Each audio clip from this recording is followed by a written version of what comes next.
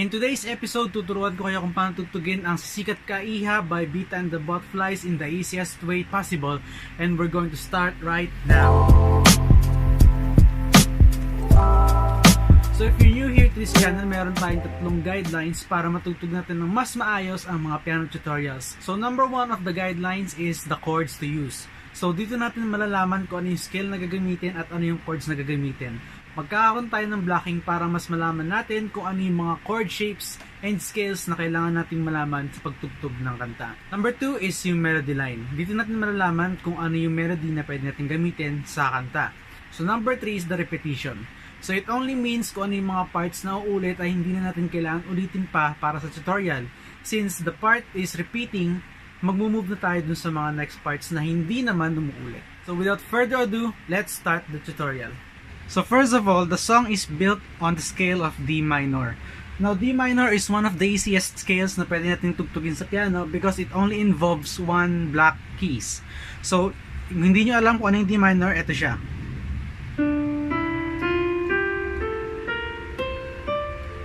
So napansin nyo to? Isang block keys lang. Pero there are times na meron tayong gagamitin na isa pang block key, which is this one. It depends on the mode of the scale. Kasi meron tayong harmonic minor, meron tayong natural minor. Now, let's move to the chords of the song. I hope you remember this. So the song involves a lot of chords, pero more on passing lang siya at more on basic chords lang siya.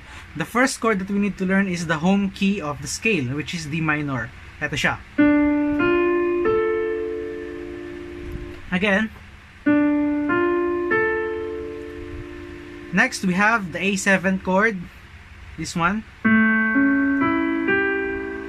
So, kailangan nyo gumamit ng 4 na daliri para sa chord na to. Now, this involves A major, this one, with the dominant 7th note sa taas. Pero there are times na pwede mo i-invert yung chord which will make it look like this. Para 3 daliri na lang. That's the major chord of the song. Now, dun tayo sa passing chords. We have G minor. This one. We have A minor, which is the minor mode ng A major. So A minor. We have the B flat. We have the C major. And that's it. So yun yung chords niya. We have 1, A minor, A7, 2, G minor 3, A minor 4, B flat 5, and C major 6. So we have 6 chords dun sa song na gagamitin. Now let's move dun sa intro part. So the intro part consists of 2 chords. Meron tayong D minor and the A dominant 7 chord. This one. Okay, so memorize the pattern. Paano ba tutugin yung intro ng Sisikat Ka Iha? It goes like this.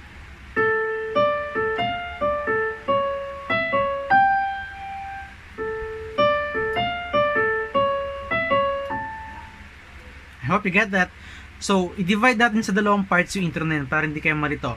The first part is on this chord, which is the D minor. Okay, so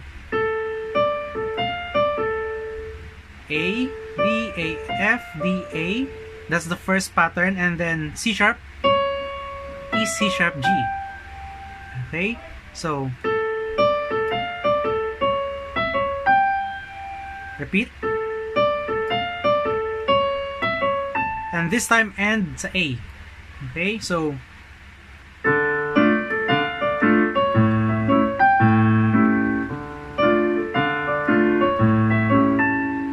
I'm using a stride, yung root note and then followed by a chord. So D minor, and then A. I hope nakikita nyo sa, yeah, kita pa nan. So A dominant 7. So D minor, A dominant 7.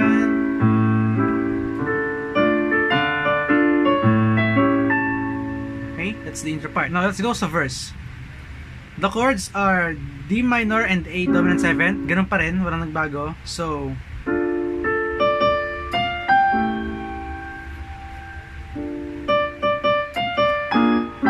we have a passing chord doon. Meron tayong B flat dominant 7 going down to A dominant 7. Doon lang sa part na yon. So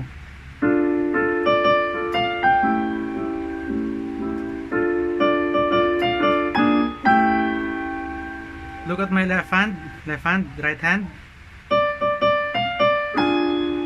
We have the B flat, dominant 7th with the A flat on the top sa melody, going down to A dominant 7th with the G on the top. Okay? Followed by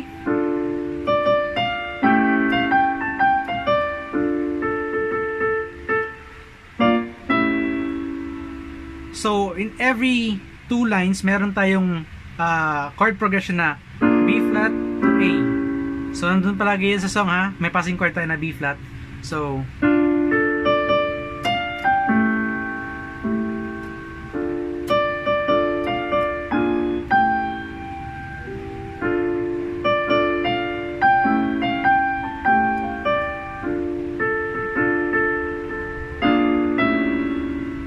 now let's go sa pre-chorus. B flat chord, and then A dominant 7, B flat again, B flat, and then stop sa A dominant 7. Okay, so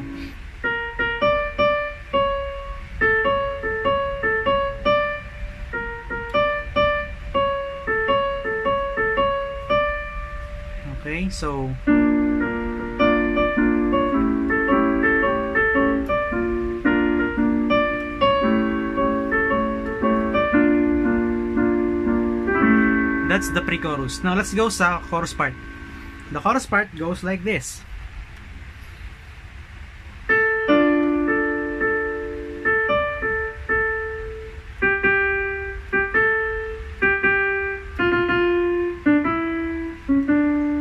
Now we use this chord, this note C sharp. Yung sinabi ko kaninang mode ng minor na harmonic, we're going to use the C sharp note. So again,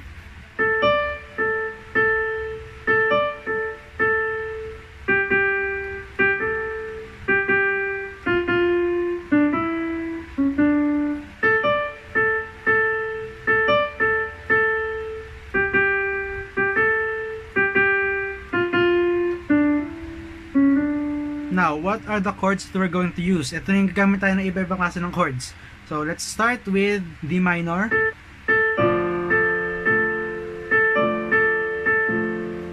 G minor, A minor, B flat, C, A.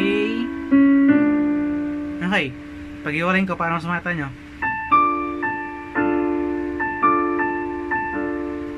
G minor, A minor, B flat, C, A major, and then D minor. So, check out yung rhythm pattern ng mga chords. 1, 2, 3, 4, 1, 1, 1, 1, 1, 1. So, 4 na D minor, tigi-isang G minor, A minor, B flat, C, A, and then D minor. So, kumbaga, passing chord lang sila lahat, kaya hindi siya ganun ka-emphasize dito sa tutorial natin. Pero you have to memorize this chord still. Okay? Again, ipa-play ko ulit yung chorus.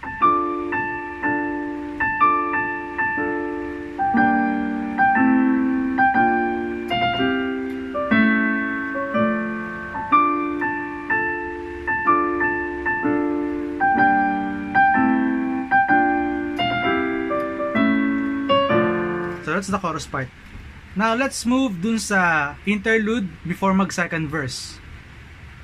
Yung ginagawa nung lead guitarist is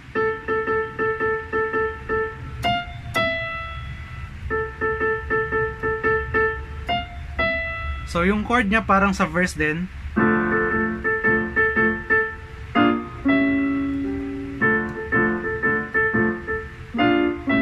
So D, 3, 4, B flat. Emphasize niyo yung rhythm pattern ha.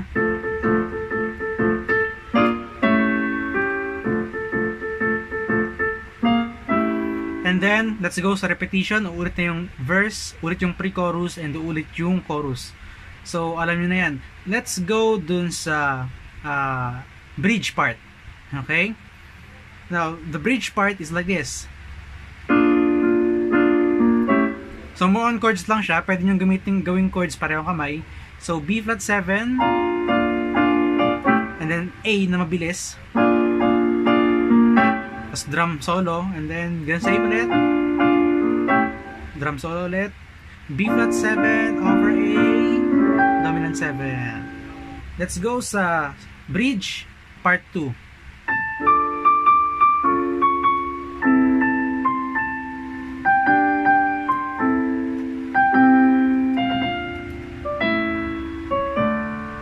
Okay, so the chords I used are D minor.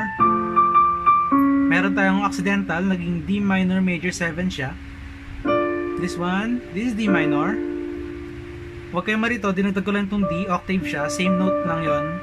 But then I played this note. So, samantalahin mo na habang. So, itong note na to is C sharp, which makes the chord D minor major 7. Passing chord lang ulit siya. And then A minor, G minor, A minor, C, B flat, A dominant 7, D minor. So kumbaga parang kapareho lang siya nung sabay sa part ng chorus. Iba lang yung sequence ng chords. Yung sa chorus kasi ganito: G minor, A minor, B flat, C, then A going to D. Umakyat siya. Pero dito sa bridge, nauna muna yung C bago yung B flat. Pababa na siya. Okay? So, it's a contrast part para dun sa song.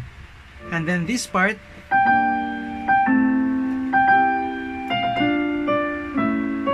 and one more. Palas tayo ng palas dito, ah. So, we're going to repeat that part twice bago kayo mag-stop. And then another chord of this, B flat dominant 7 going to A dominant 7. So, alam niyo na yung chord. Binuo ko lang siya, dalawang kamay, ginawang chord pareho. And then going to the last chorus. Alright, so stride sa left hand.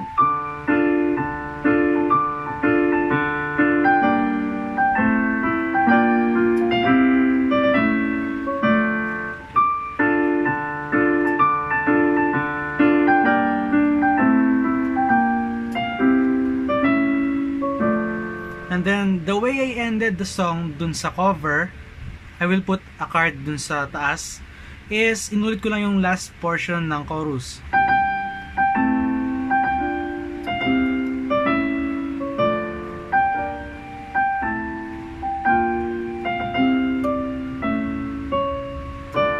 That's it. Kasi iba yung nasa actual performance or yung original version nila.